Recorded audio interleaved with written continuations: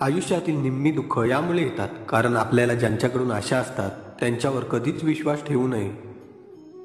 आयुष्यात कोणताही काळ असो, कुटुंबासोबत राहा, आनंद वाढतो. तुमच्या आयुष्यात आनंदात कोणाला वचन देऊ नका, रागात उत्तर देऊ नका आणि दुःखात निर्णय घेऊ नका. दुसऱ्याचे काम चोखपणे करण्यापेक्षा स्वतःचे काम करणे चांगले. आयुष्यात संपण्यासारखं काही नसतं. एक नवीन सुरुवात नेहमीच आपली वाट पाहत असते. लोक म्हणतात की एखाद्याने स्वतःच्या लोकांपुढे नतमस्तक व्हावे, परंतु सत्य हे आहे की जे स्वतःचे आहे ते कधीच झोकू देत नाही. नेहमी छोट्या चुका टाळण्याचा प्रयत्न करा, कारण माणूस डोंगरांनी नाही तर दगडांनी अडखळतो. तुमच्या दुःखासाठी जगाला दोष देऊ नका, तुमचे मन समजून घ्या. तुमचे मन बदलणे हे तुमच्या दुःखाचा अंत आहे. एकदा माफ करून परत दुसऱ्यावर विश्वास ठेवण्याची चूक करू नका. इच्छा पूर्ण झाली नाही तर लोकांनी जीवनातील प्रत्येक परिस्थितीत संयम राखला पाहिजे. जे काही झाले ते चांगलेच होईल. तुमच्या कामावर लक्ष केंद्रित करा. स्वामींनी दृष्टांनाही त्यांच्या चुका सुधारण्याची संधी दिली, कारण त्यांना कोणत्याही माणसाला गमवायचे नव्हते, तर त्यांच्यातील वाईट विचारांना मारायचे होते. आसक्तीमुळे आपल्या कर्तव्यापासून दूर जाणे मूर्खपणाचे आहे.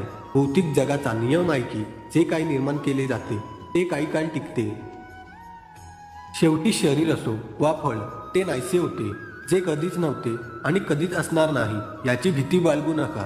जे खरे आहे ते नेहमीच असते आणि कधीही नष्ट होऊ शकत नाही. जे घडायचे आहे त्यासाठी जन्म घेतला आहे, त्यामुळे जे अपरिहार्य आहे त्याबद्दल शोक करू नका. जर तुम्हाला कोणी दुखावले असेल तर वाईट वाटून घेऊ नका. ज्या झाडाला गोड फळे लागतात त्याच झाडावर लोक दगड मारतात. माणूस चुका करून काही शिकतो हे खरे आहे, पण त्याचा अर्थ असा नाही की तो आयुष्यभर चुका करत राहतो आणि शिकतोय असे म्हणतो. स्वार्थातून नाती निर्माण करण्याचा कितीही प्रयत्न केला तर ती कधीच बांधता येत नाही, आणि प्रेमाने बांधलेली नाती कितीही तोडण्याचा प्रयत्न केला तर ती तुटू शकत नाही. आई वडिलांसमोर, देवासमोर आयुष्यात कधीच अडचणी येत नाही. आत्मा जुन्या शरीरातून स्वतःला तयार करतो आणि नवीन शरीर प्राप्त करतो. प्रत्येकाची स्वतःची ताकद आणि कमकुवतता असते, म्हणून प्रत्येकाला महत्त्व दिले पाहिजे. आयुष्यात कधीही योग्य लोक शोधू नका. तुम्ही तुमचे भविष्य बदलू शकत नसाल तर तुम्ही तुमच्या सवयी बदलू शकता, आणि तुमच्या सवयी तुमचे भविष्य नक्कीच बदलू शकतात. प्रेम, करुणा आणि क्षमा असणे महत्त्वाचे आहे. हे सर्व आपल्या दैनंदिन जीवनाचा भाग बनले पाहिजे. चांगली प्रेरणा आणि प्रामाणिकपणा आत्मविश्वास आणतो, जो इतरांचा विश्वास आणि आदर आकर्षित करतो. म्हणूनच आशीर्वादाचा खरा स्रोत आपल्या स्वतःच्या मनात असतो. आपण आत्मविश्वासाच्या आणि मेहनतीच्या जोरावर आपले नशीब स्वतःच लिहू शकतो. आणि जर आपल्याला आपले नशीब कसे लिहायचे हे माहीत नसेल तर मग परिस्थिती आपले नशीब लिहिते. सकाळी उठल्यावर काही काम करायला भाग पाडणारी उद्दिष्टे असली पाहिजे. आयुष्यात काही वेगळे करायचे असेल तर गर्दीपासून दूर जा. जर तुम्हाला समस्येवर उपाय सापडत असेल तर तुम्ही काळजी का करता, आणि जर समस्येवर उपाय नसेल तर काळजी करून काही फायदा नाही. कोणतीही व्यक्ती जास्त बोलून काही शिकू शकत नाही. शहाणा माणूस तोच असतो जो धीर धरतो, आणि जर एखाद्या व्यक्तीने चूक केली तर तो निर्भय राहतो. धाडसी माणूस तो नसतो ज्याला भीती वाटत नाही, तर जो त्या भीतीवर मात करतो तो असतो. माणूस हा आपल्या ध्येयासाठी जगणारा प्राणी आहे. आपण जे शब्द बोलतो ते आपण अतिशय काळजीपूर्वक निवडले पाहिजे, कारण ते ऐकणाऱ्या लोकांवर त्यांचा प्रभाव पडतो. याचा अर्थ असा नाही की आपण प्रयत्न करणे थांबवावे, कारण प्रत्येक निराशा आणि अपयशामागे यश दडलेले असते. कोणतेही काम सुरू करण्यापूर्वी स्वतःला 3 प्रश्न विचारा. मी हे का करत आहे? यातून काय परिणाम होऊ शकतो? मी यशस्वी होऊ शकेन का?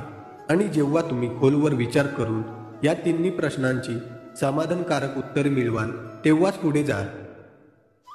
तुमच्या प्रगतीच्या आडी येणाऱ्या लोकांच्या सोबत असण्यापेक्षा एकटे राहणे चांगले. त्याचप्रमाणे गवतासारख्या मऊ वस्तूंची धार देखील हाताला इजा करू शकते. मी तुझ्या महागड्या रहस्यांनी किंवा तुझ्या दिखाऊ दान आणि दयाळूपणाने संतुष्ट नाही. जर माझ्या मनाचा पराभव झाला तर मी तुझ्या हाकेला प्रेमाने प्रतिसाद देईन. जो कोणत्याही चांगल्या कामात गुंतलेला असतो त्याच्या भविष्यात कधीही वाईट अंत होत नाही. स्वामी म्हणतात, जे काही घडले आहे त्यात तुझे कोणतेही योगदान नाही. म्हणूनच प्रियजनांनो, माझ्यापासून सुरू व्हा आणि फक्त माझ्यावरच समाप्त व्हा. इंद्रियांपासून मिळणारा आनंद खरा नाही.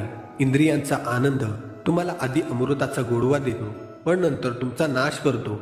तुम्हाला माझे शब्द विचित्र वाटत असतील तर तुमचा दृष्टिकोन बदलण्याची गरज आहे. एकदा तू माझ्यावर विश्वास ठेवलास की तू आयुष्यात कधीही निराश होणार नाही. एकदा कोणी माझ्यावर विश्वास ठेवला की मी त्याला कधीच सोडत नाही. या जगात सर्वांवर प्रेम करा, पण कोणावरही पूर्ण विश्वास ठेवू नका. विश्वास ठेवायचा असेल तर देवावर ठेवा.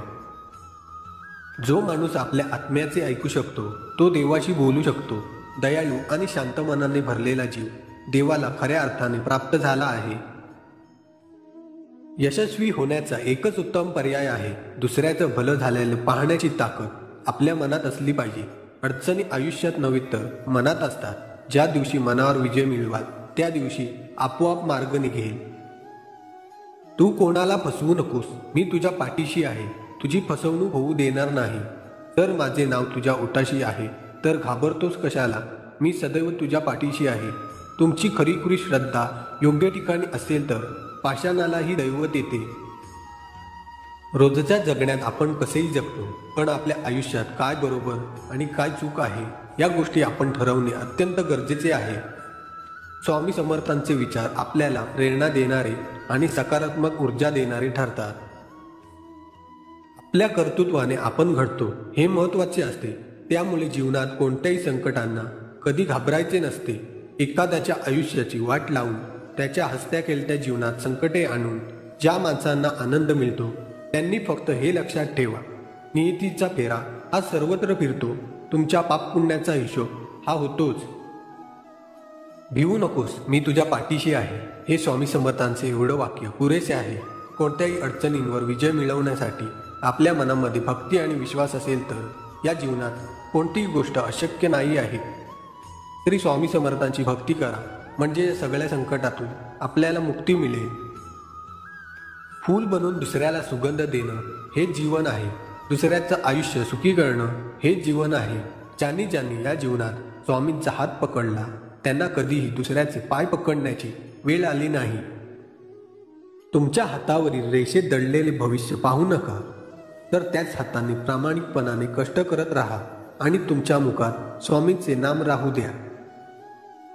हे कठीण दिवस जातील. फक्त माझ्यावर विश्वास ठेव. भिवू नकोस, मी तुझ्या पाठीशी आहे.